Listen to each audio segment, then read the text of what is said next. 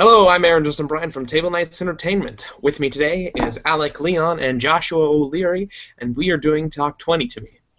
Tonight's subject is player types, but as always, below in the description you will find a link to Child's Play. Always remember to donate to Child's Play, as it is the chosen charity of Table Knights Entertainment, because we like helping children. Anyways, moving along. Subject tonight, player types. There are 4 basic player archetypes as far as the researchers at Table Knights Entertainment have found. And while we don't have an editing team, you can imagine a team of 1 person sitting at a desk writing things. I have actually pulled up a list of more player types. Well, our primary archetypes are the doers, the followers, the whatevers, and the assholes, which is 4. I said 4, right? Yeah, you you said said 4. Okay. Alec, go ahead and start us off. Okay. Player types are a really interesting thing because did you want me to go in a specific direction with this, or do you just want me to talk about it? Do whatever you like with it.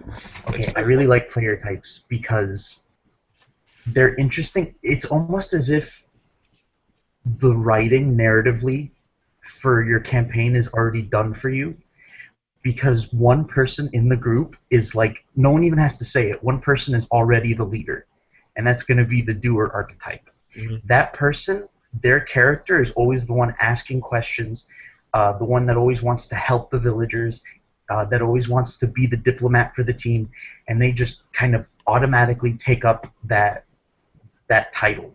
And you can use that to your advantage because a lot of NPCs will seek that, and the followers are going to follow along because they're a group. So I really like player types because they do half my job for me. They actually make almost all of the campaigns easy, except for that one asshole that some campaigns always seem to have. Mm-hmm. Is that You guys your statement? want to do... Oh, I want to rant about the freaking asshole types. I have ran into quite a bit of them in my time of being a PC. Well, go ahead. Discuss. So, with the asshole player type, let's say the leader is trying to solve an issue with no problems, no need to fight, get it over peacefully. You have the followers who just sit back, chill, and go, yeah, we could do this. And then you have that one asshole who will go, you know what, fuck this, fireball to the face. And Yeah. they just, ugh. They do screw up a bit of the diplomatic side of D&D. Sometimes assholes are also referred to as munchkins, although not every munchkin is an asshole. That being said, my personal favorite is also the doer, because of the same reason that you mentioned, Alec. Mm-hmm. I also happen to fill out the role of the doer archetype quite often. But I think that's because I've been a DM for so long, and if you fill out the DM role often enough, you just find yourself as a leader because everybody else defers to you because you've role-played more than anybody else. And in this group, I definitely fulfilled a experience slate. But beyond that, my least favorite is between the assholes and the whatevers. I prefer the asshole, because they at least show some sort of interest, Mm-hmm. whether it be in the right place or not. They're at least engaged. With a whatever, They just sit back and go, whatever. hence the name. They're just. You see them and you wonder why they're there. Because they want to be part of a social group, hence why they join campaigns most of the time.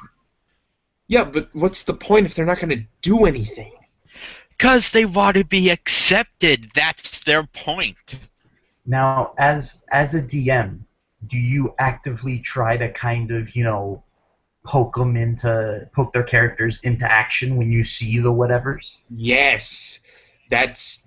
I always Mhm. try to because I feel like maybe they just don't feel like they're being included, or they're looking for something specific for their character, which I try to accommodate.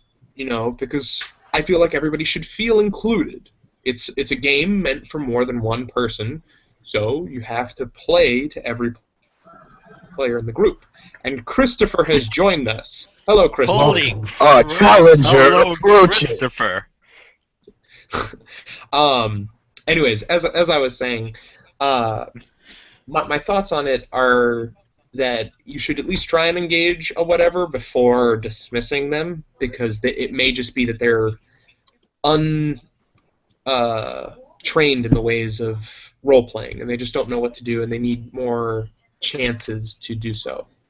Which Sure. which type are you talking about now? Right now, we're talking about the whatever, but it's free form, so you can grab it whatever one you want. Speaking, Okay. I will be right back. All right. So, what have you guys been talking about so far? We've talked about the assholes, the doers, and the followers, where the doers always seem to become the leader of the group practically right off the bat. Okay. The thing about that is I'm actually more of a doer apparently than because well, not me as a player, me as a character. Um, because most of my characters end up being leaders anyway. Anytime I play a paladin, they almost immediately become a leader. I feel like leader comes with the territory of being a paladin. That is 100%. Paladin, fighters all the way. That is 100% in agreement with almost anyone who's ever played D&D in the old style before. um, the only character so far that has become a leader that isn't a paladin is Zexon, which is my multi-classer. hmm And I guess I don't know. I just take the initiative and act as my character would. I don't know exactly. So what you're saying is that sometimes the type of player you are is dependent on the character that you're playing. Yes. Yeah. Because sometimes, sometimes you could roll a character that's completely passive, and even though you would like to be the leader and you'd like to guide the rest of the group, there's no way your character has the ability to do that. Unless your character grows as itself. But that uh, I guess that also depends on how you want to play. Because maybe you do get bored of being the backdrop or the or whatever, and you just end up playing as the leader you want to be. hmm Um, but an asshole. What exactly does that mean?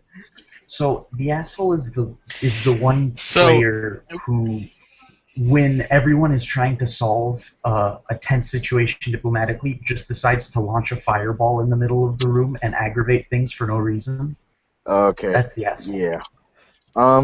sounds about like me depending on my character. Yeah. The only time I ever do that is when it has really been deliberating for way too long. I remember playing a game once, and I just got tired of everybody talking and talking and talking about a very basic plan. Somebody stays up in a high place, hacks a computer and or snipes somebody, and then the rest of us sneak in. That's kind of the whole plan.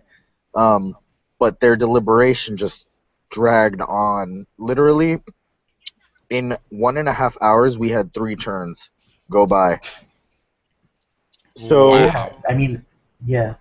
so in that situation, I ended up being the asshole, and I was like, "All right, I'm charging the front door," and then they ended up killing me. So, I mean, sometimes the asshole is kind of needed Blech. because there needs to be an instigation to the action, and the asshole can absolutely be that instigation. And that can be super interesting narratively, too. If the players get put in a situation that they're not comfortable with and they have to figure out how to get out of it, that can be cool, too. And Yeah. like Aaron said earlier, that can be a lot more entertaining than a party full of whatevers. Whatever's being what exactly? The players who are basically- just kind of like kicking back and not participating at all. Okay. Yeah. I mean, yeah. An entire party of whatevers is gonna get really boring really fast. That's why you need Because variety. of assholes. Nothing's gonna happen. Mhm. They're just gonna be sitting there smoking with the chances. Hey, we smoked with the Chanceys for like an hour. That was it. Then we moved. I never smoked with the Chanceys. Anyway, Oh, whatever. You're 13. when it comes to whatever's, they're a nice balance to the party when it comes to it. When the variety comes by and there's the doers and the assholes and all that mixed in, the whatevers are the ones who are there to either give a voice of reason but not actually do anything about it, or just kind of sit back and be the spectator. Yeah, I feel like there's no need for whatever's personally. Yeah, I guess- I kind of agree. I guess I guess they each fill a role like the classic, role-playing characters: the warrior, the cleric, the thief, and the mage. But I mean, Yeah, I'd agree. whatever for me doesn't work. Yeah, I prefer not whatevers because you don't go on an adventure just because, oh, I felt like it. No, you do it because, hey, this seems like fun and I want to do this. Or, oh my god, I need money. I need to do this. God damn it.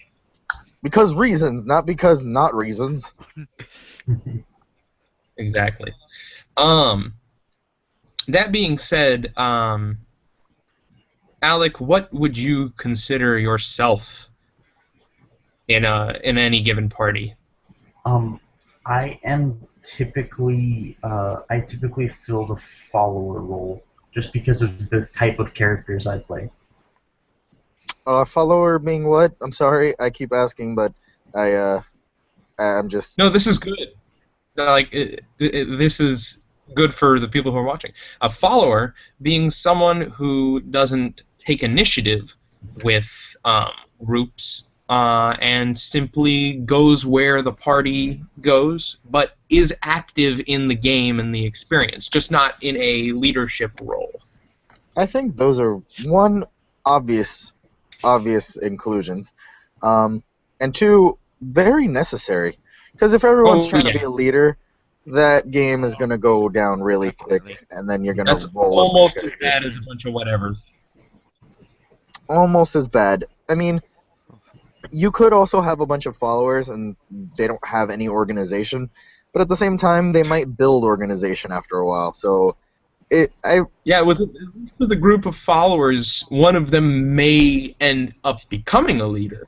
Yeah, rise to with a make group of them rise leaders, to the they're all occasion. right.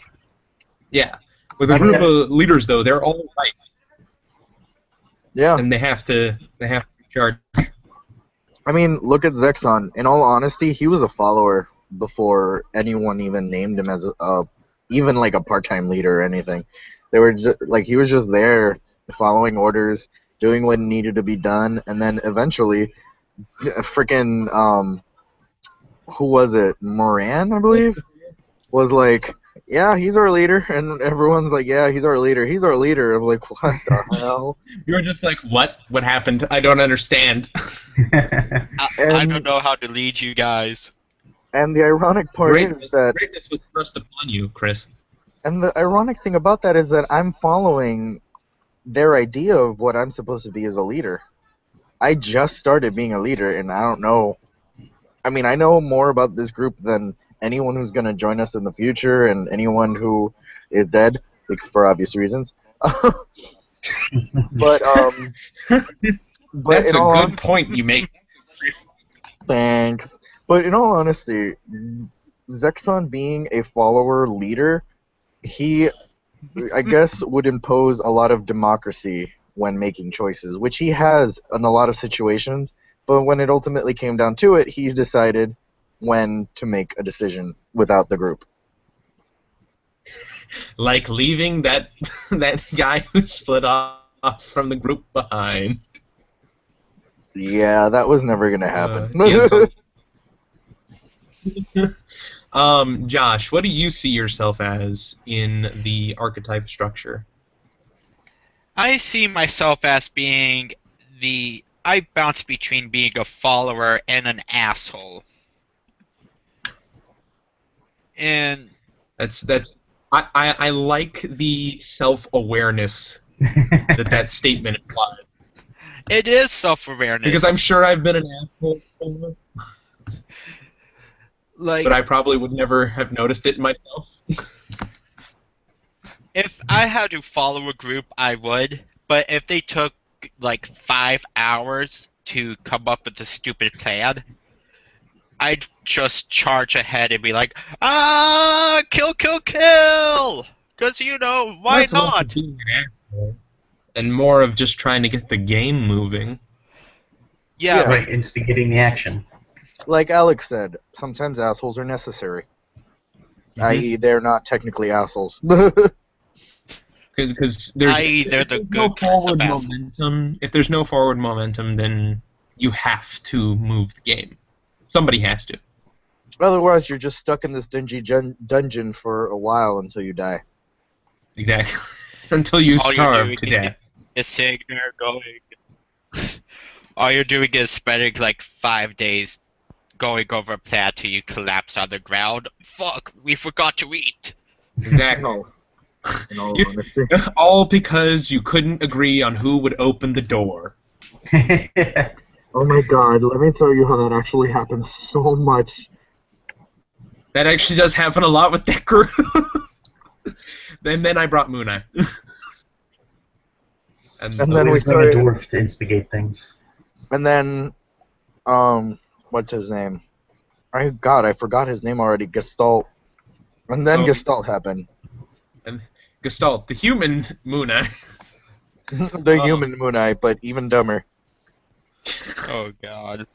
Chris, what do you see yourself primarily as? I keep forgetting the options. Okay, so it's doer, follower, whatever, and asshole, right? Yep. Indeedly do. As a player, I consider myself more of a doer. I have to say this because almost every single time I play some sort of just any character who has a little bit of personality immediately becomes a leader. Not immediately, but just at some point becomes a leader. That's usually how it goes, yeah. Oh And- crap, our original leader died. I do have to say that as a role player, I think that you take a little bit after me, as vain as that may sound. You did teach me everything I know about DMing, not to suck your dick. Well, no, that's a literal statement. I mean, I did. And don't worry, you can fellatiate me. I will not fight you. I'm comfortable Oh my with it. god. We support a child's charity, people. We're really good people at heart. Aren't I we the promise. best? This means we accept the gay little kids too. Chris, no, you can't say that. Am I wrong? You can't say that online. We accept everyone. I was just messing with you guys. Oh. Oh god, okay then. Back on track. Oh no. Here at Table Nights Entertainment, I must apologize for my words, and this is my girlfriend's finger. Here to torment me for my sins. The sins of the father. Thank your girlfriend for me. I'm 'cause glad I you could be on the are last episode of Talk German. 20 to me. Same that's- here. But in all honesty, here at Table Nights Entertainment, we do appreciate every single person everywhere no matter As long who as you are. roleplay. If you don't, then you can burn in hell for all I care. That's If- wow. Okay, so I can't say we accept gay children, but Hold on. In homage of Marcus Steele Jr., accept everyone, or his Airwad will rip you to shreds. Bingo. Anyways, closing statement, guys. Alec, take it off. All right. Player types tend to add a natural order to the group. There tends to be a decent mixture of the different types. You know, you got the doer, his followers, and maybe an asshole to push things along when everything's going too slow. Try not to be a whatever. That's boring. Don't be a Squidward. Josh, closing statements. I have to agree with what Alex said. Having a doer and a follower always makes the game much more interesting. Having that asshole makes it increase the speed if you guys spend 5 hours stuck on one thing. However, do not be a Squidward. Do not just sit back and relax. Actually become part of the experience, or kindly get the hell out. Christopher, closing statements. I disagree with both of you guys. There should be an entire group of whatevers who do nothing but Galaxy! not roleplay and talk about how. Well, it's been nice seeing you, Chris. You're fired. No, I do like a nice balance, but sometimes going in the extreme is a very fun way of going. So if you want to encourage growth as a role player, I recommend that people take on different roles. Like if someone's normally the doer, go ahead and be the follower for once. Or if you're normally a whatever, drop out of the game. We don't like you. But maybe you want an entire group of doers. Maybe you want an entire group of whatevers. Try it for once. Might work out. That's actually a very interesting point you bring up. I have such a problem falling out of the doer category because it's just so hard for me not to. I think I've been a follower maybe 3 times in my entire history of role playing. What was that? This episode of Roll20 or Talk 20 to me, sorry. Roll20. Oh my God, no! We're not Chris. sponsored by Roll20. We are not sponsored by Roll20. No, we're not. We can't legally say that. This episode of Talk 20 to me Christopher, has featured my fired. girlfriend. Anyway, my closing statement is much like Christopher's. Do go out of your comfort zone because it will increase you as a role player. And you know what? I'm going to try and do that next time. I'm going to try and be a whatever because I have been both the doer primarily and the asshole combination doer and asshole. To be honest, Marcus is like that. Yeah, dude. Marcus Steele Jr., I am going to kill one day. I'm sure you will. And Not if Harkin has anything to say about it. Then I'll kill Harkin first. just make sure to try the different things. And if you can get a fairly balanced party, do that as well. From all of us here at Table Knights Entertainment, do not forget to donate to Child's Play. I know that we make a lot of jokes and a lot of them are inappropriate, but we do really appreciate this charity because they help kids in need in the hospital. So that's really the main reason why we do this, and that's why I primarily have not set up any funding for us. Once I do, though, 75% of what we make is going to Child's Play on this channel if we ever do get monetization going. So please donate to Child's Play. And any of you who have donated, thank you very much for your Yes. donations. That's also a good point. In the comments below, tell us what your favorite type of player is, what player you are normally, and if you think there's a larger range of those archetypes. Because, I mean, we made it into 4 categories, which is pretty broad. But, you know, if you feel like you have a more specific archetype that fits the bill a little better, mention it. And from all of us here at Table Knights Entertainment, roll on.